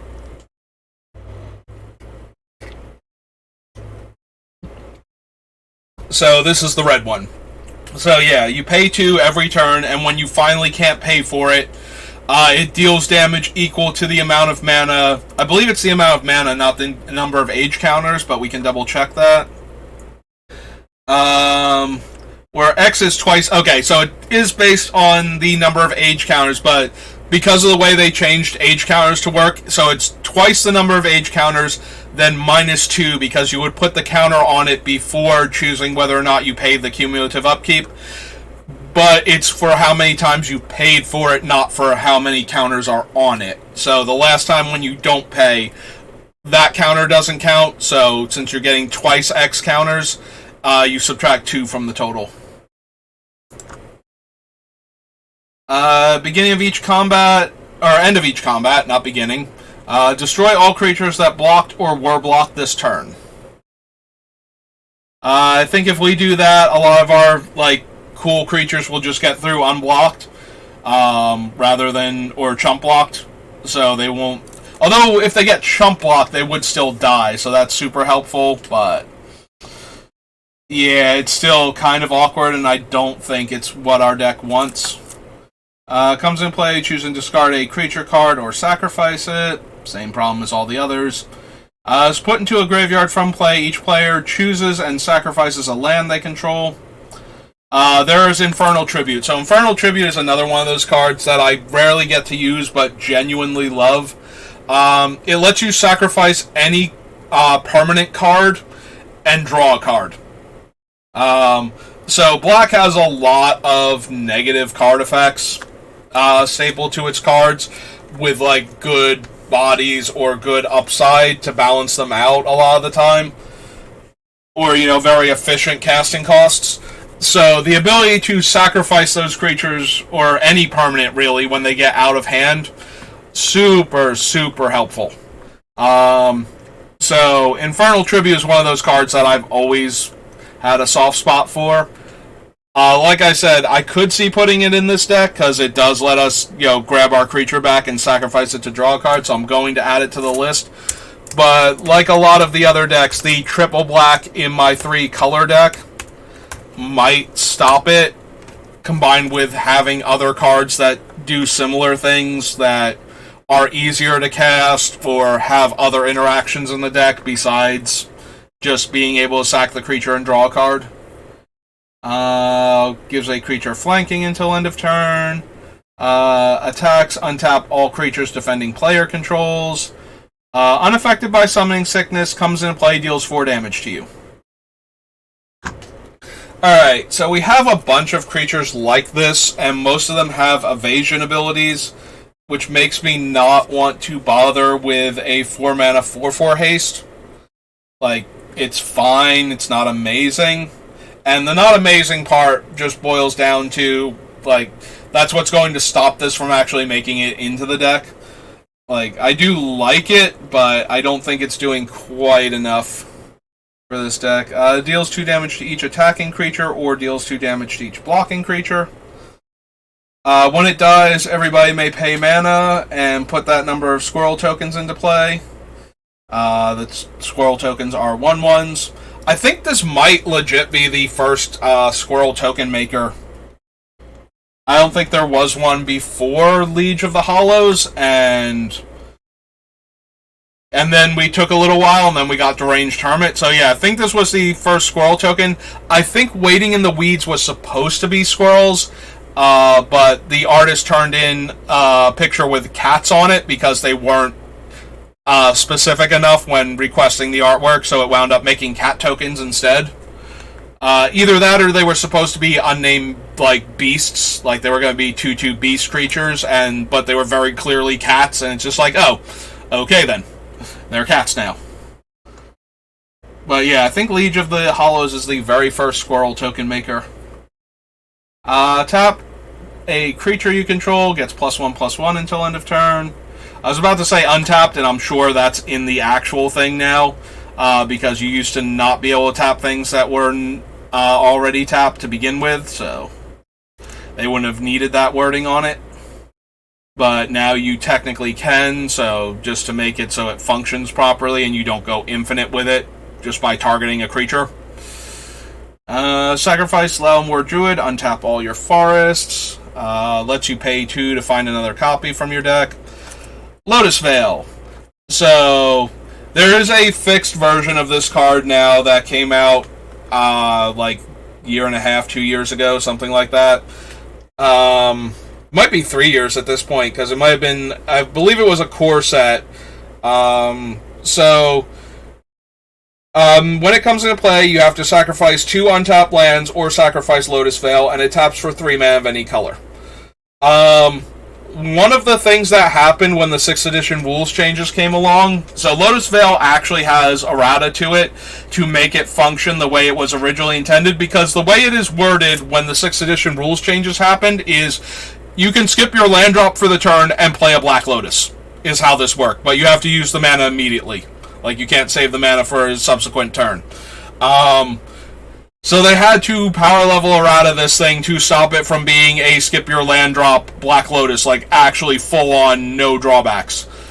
Because what it used to do is this would be a trigger that would go on the stack when it came into play, and you could respond to it by tapping the Lotus for mana.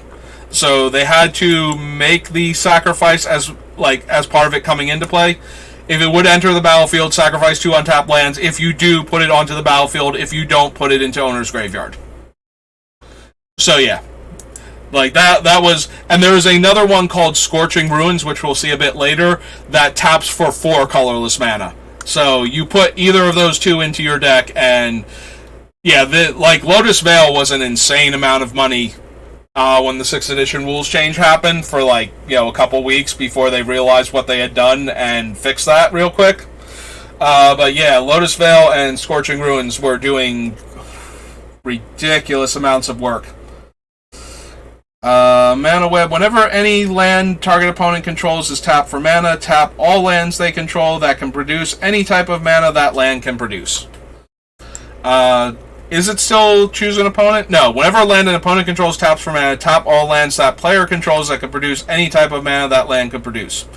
So, if you tap your tri-land, it taps all of your other lands that tap for those colors.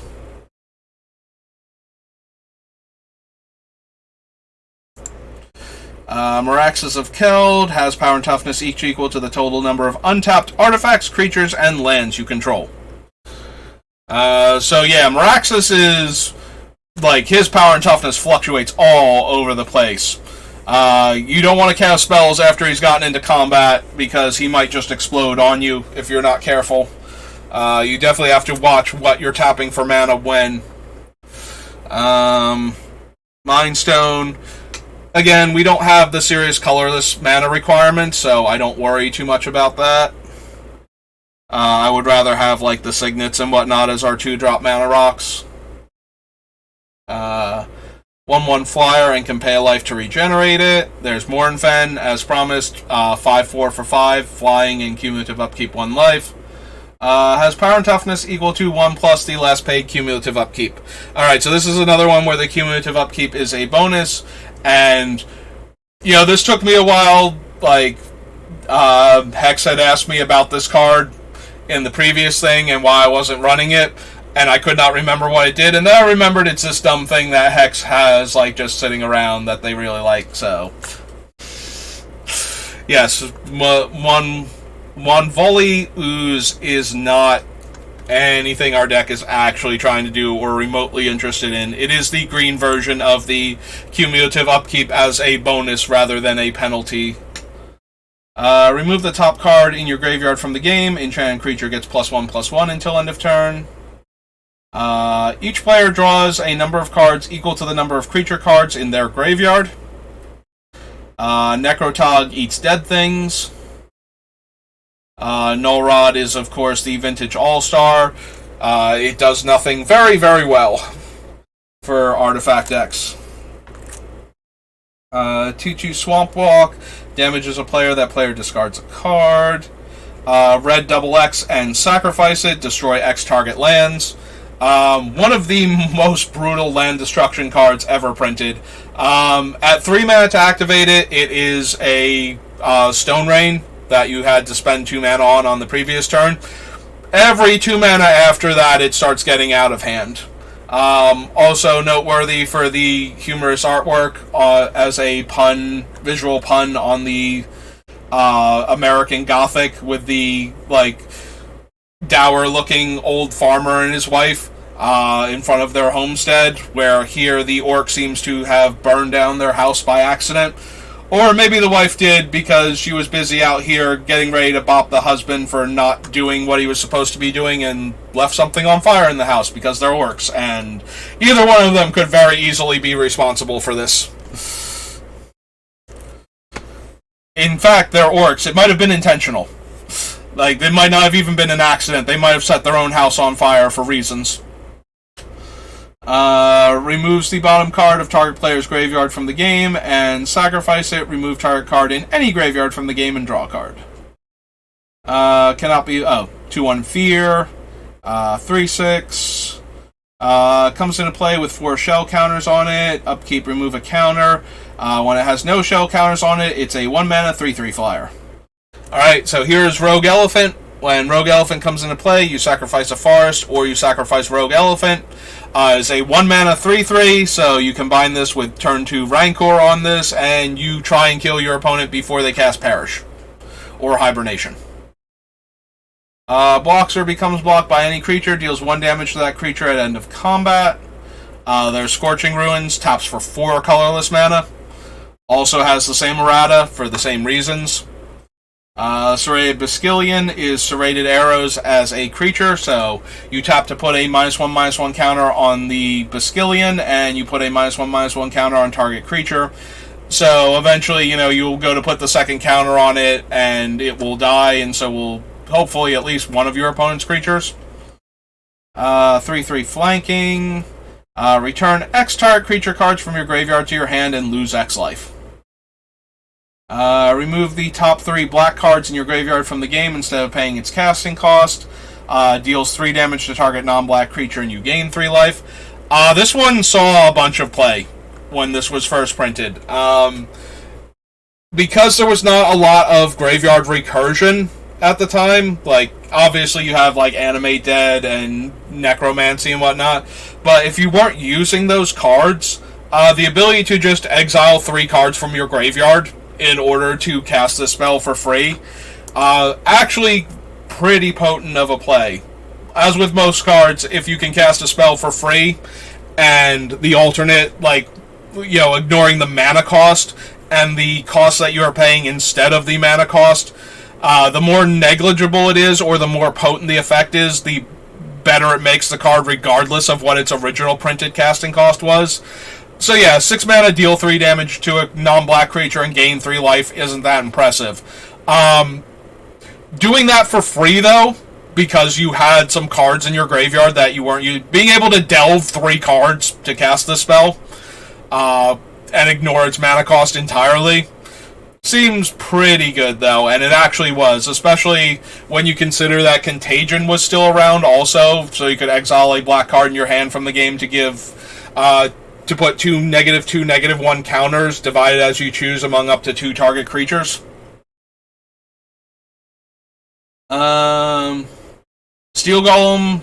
So, this is a one similar to the other creature that I had from Mirrodin, where while it's in play, the controller can't cast creature spells. Steel Golem particularly calls out, because they were called summon spells and artifact creature spells, respectively, at the time, it had to point out both, as opposed to opponent just can't play or controller can't play creature spells. I say opponent because we want to give this card to them, like, during their upkeep, and then they won't be able to summon anything that turn. So it kind of tempos them with their creature plays for the turn. But the other one is a stronger creature overall. Also, if they die in combat, the opponent can then cast creatures post-combat, so it might not even accomplish what I want it to when I put the first one in. So I think we can skip this one as the weaker version. I think the other one was like a 4/5 for 4 or something, or maybe just a 4/4 for 4. 2 black, pay 2 life, sack a swamp, put target creature card from your graveyard into play. And 3 sets from now, it's just sacrifice a creature and bounce this enchantment back to your hand. And it costs 1 black less to cast. Is noteworthy that it puts the creature into play at instant speed, whereas Recurring Nightmare is as a sorcery. So you do get to threaten of activation, ambush your opponent's creatures mid-combat with that. So that's kind of dumb. If an opponent successfully casts a summon spell or artifact creature spell, sacrifice Straw Golem. Is a 1 mana 2/3. 4 mana 2/2 comes into play, draw a card. I love creatures like this one and the Wolves and Pike Knight from Ice Age, which is the one that draws at the beginning of the next turn's upkeep. I love those creatures. Like, I wanted to build decks with them, and they were just... their stats are just not good enough to merit that. So, only the Wolves was really good, and it still had cumulative upkeep, so it wasn't that good. Hierophant is put into any graveyard from play, remove it from the game, then return a creature card from your graveyard to your hand. Meh. Sacrifice a creature, target player chooses and discards 2 cards. 2, until end of turn, target non-artifact creature gets +1 powers and is an artifact until end of turn. Thran Tome is reveal the top 3 cards of your library to target opponent. Mill the cards, basically mill the cards of their choice. Mill one of the cards of their choice and then draw the other 2. Deals 3 damage to target player or 4 damage to target creature with flying. Thundermare is a 5/5 with haste that taps all other creatures when it comes into play. We can add this to the list. It basically guarantees 5 damage to the defending player in almost every circumstance, besides flash creatures and maze-like effects. We didn't put the Timbermare on, though, I don't think, but that had other things going against it. We probably will wind up cutting it, but it is a possibility, at least, that it goes into the deck. Tranquil Grove is one of my favorite enchantment removal spells for when I don't run a lot of enchantments, which might actually be this deck, as a repeatable way to destroy enchantments. It is certainly very obnoxious. Like, a lot of commander decks that I play against regularly have tons of enchantments that are trying to set up their things and augment their strategies. But so do mine, so running Tranquil Grove usually doesn't work out. But when I was looking before to see if we had a bunch of good enchantments we could get back, and we didn't, makes me think that Tranquil Grove might have some legs in this deck as one of our enchantment removal spells. 5/4 with cumulative upkeep green. That poor, Jin, whose lower body seems to be fleshly tethered to trees. Yeah, I don't want to know. Target opponent chooses and buries a number of creatures they control equal to the number of creatures put into your graveyard from play so far this turn. So retroactively kills, like, your opponents have to sacrifice creatures. Target opponent has to sacrifice creatures equal to the number that you lost already this turn. During each player's upkeep, if that player controls any non-black permanents other than lands, Stalker deals 1 damage to them. Veteran Explorer, I believe, gives everybody a land when it dies. Each player gets up to 2 basic lands and puts those cards into play, and then shuffles their deck afterwards. Untaps all creatures. Cumulative Upkeep 1. At the end of your upkeep, bury each creature with casting cost equal to the last paid cumulative upkeep of Wave of Terror. Any player may pay 2 during their draw phase to draw a card. Players may use this ability as many times as they choose. Winding Canyons lets you cast a creature spell as though it had flash by spending an extra 2 mana and tapping the land, so adding 3 mana to the casting cost of the spell. Xanthic Statue is an 8-drop that for 5 mana becomes an 8/8 with Trample. And Zombie Scavengers removes the top card of your graveyard from the game to regenerate itself. Alright, so we made it all the way up through Weatherlight, so I think that just leaves the Zendikar sets and, like, one other, maybe? But it is getting time where I have to start getting ready for work. Let's take a quick look, though. So, that was Weatherlight. So, Worldwake, and which is part of the Zendikar block. And then Zendikar Rising, Zendikar Rising Commander. So, yeah, 4 sets. And tomorrow is Thursday, so we might actually get to deck construction on Thursday. Or at least get through all of the remaining sets. That's going to be my goal for tomorrow now. But that's going to do it for today. I'm going to go get ready for work. Thank you again to Vulcan and Hex for stopping by and chatting with me for a little bit. I do appreciate that. And thank you to everybody who is watching this. Even if you're lurking, I still appreciate your presence. And anybody who's watching the VODs or the YouTube videos, I stream on twitch.tv/SBR_BLD and SBR_BLD on YouTube. And I usually tweet when I'm going live, so I'm also same on Twitter. So if you're looking for me and you want to know when I'm doing stuff, you can follow me on any of those and get notified when I do stuff. So that's going to do it for today. Thanks for watching, and I will see you next time.